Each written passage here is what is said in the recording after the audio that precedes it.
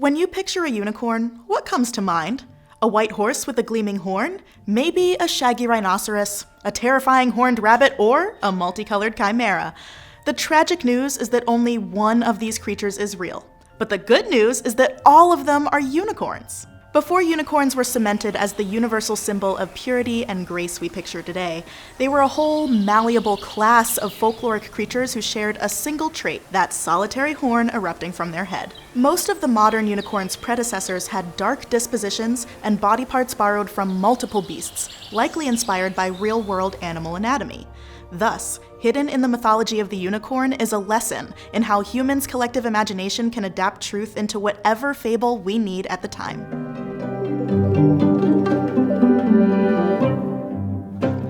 Since time immemorial, one-horned creatures have prowled our dreams and nightmares alike, but they didn't spring fully formed from myths or fairy tales. Instead, we find powerful unicorns in natural histories, travelogues, and geography from around the world. For this reason, many unicorns straddle the boundary between fact and fiction, and that only becomes more obvious when we look at how they've been translated across different cultures. While some one-horned creatures influence the figure of the white, equine unicorn that became popular in the Western imagination, they also complicate its symbolism. Rather than denoting purity or chastity, the unicorns we'll talk about today are hybrid creatures with multifaceted powers. The millennials in the audience know who the last unicorn is, but one of the first is the bovine unicorn of the Indus Valley Civilization in South Asia. Described as a bull, ox, or an antelope of heavy build, with a horn protruding from the back of its head, it's been found on official seals dating to 2600 BCE. Figurines of this creature have also been found across ancient India, Pakistan, and Mesopotamia. Some scholars have linked these stocky, single-horned figures to the very real Elasmotherium, a giant rhinoceros that had already been extinct for eons and whose fossils could have inspired the unicorn myth. Whatever the inspiration, the Indus unicorn was usually shown beside a stand of sacred water or other offerings, indicating that this is no ordinary animal. Another exceptional creature continues this trend of fusing zoology and mythology, the Chinese qilin. It's described as having the body of a deer or elk, the tail of an ox, and a single horn, but also shows up covered in scales and surrounded by fire like a dragon. Qilin were known for their gentle disposition and as tokens of good luck, with their appearance often heralding the birth of an important person. While some accounts picture the qilin as a supernatural figure who clomps across the earth without disturbing a single blade of grass, they also made their way into real life. In 1414, the Ming Emperor was presented with a qilin from a faraway land, only to discover that what he really had on his hands was a giraffe. Amalgamations of mythical and real animals continue in the Karkadon, which appears in Islamic writing and art. Described by polymath al-Biruni as a scaly buffalo with yellow hooves and a horned nose, scholars generally agree that he was talking about rhinos here. But embellishments and mistranslations produce Karkadons as winged antelopes, horses, and even feline figures. Others fuse different animals. In one account, the Karkadon sports the head of a camel, body of a mule, and the tail and hooves of a bull. In another, it's a giant elephant-horse mashup. The Karkadon's horn was also the source of much debate. The medieval geographer Muhammad al-Idrisi tells us that it's so big you can't fit both your hands around it, while the naturalist al-Damiri insists that the horn is so heavy the Karkadon can't even hold its own head up. In all their forms, Karkadons were fearsome. They were said to actively hunt humans, or to inflict death on all who heard their voice. It also has a fraught relationship with other animals. In one story, the Karkadon takes out its mortal enemy, the elephant, by impaling the elephant so deeply that it can't extract its horn. This story tends to end in pretty grisly ways, with all the elephant's fat seeping out and blinding the Karkadon, for instance, or a huge bird carrying both animals to her nest and feeding them to her chicks. These stories convey the brutality of the animal realm, which the Karkadon appeared to rule over, but never with absolute security. In comparison to other Islamic unicorns, the Sadhavar seems deceptively benign. This deer-like animal sprouts hollow branches from its single horn, which makes sweet music as the wind whistles through them.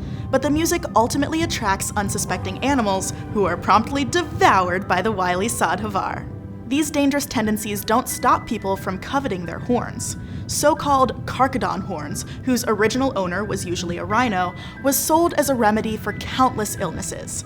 It was said that a carcadon horn could also be used to heat cold water, ward off evil forces, and keep horses standing upright. In one Persian legend, carcadon horn is mixed with dust and sprinkled over a band of robbers, immobilizing them before they can ransack a village. These Middle Eastern unicorns look very different from each other, but are united by their rarity, ferocity, and unpredictability. Descriptions of these creatures reveal the overlap between myth and observation, in that they tend to embellish the animal realm and heighten the chaos of the natural world. Early Western ideas about what the unicorn looked like echo this embellishment, but they also stemmed from confusion and intrigue about exotic, faraway creatures.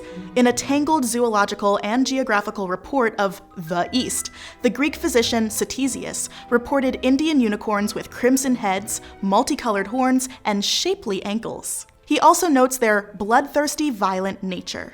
Pliny wrote of monoceroses, meaning single horn, who each had a stag's head, elephant's feet, a boar's tail, and a single black horn, while Claudius Aelianus described a red-haired horse with a curly pigtail and spiraling horn.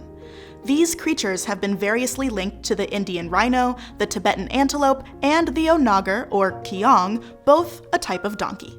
But Europeans had their own take on the unicorn throughout the early Christian and medieval period. Christian writers linked unicorns and their mystical powers to Jesus Christ himself, or a symbol of the cross.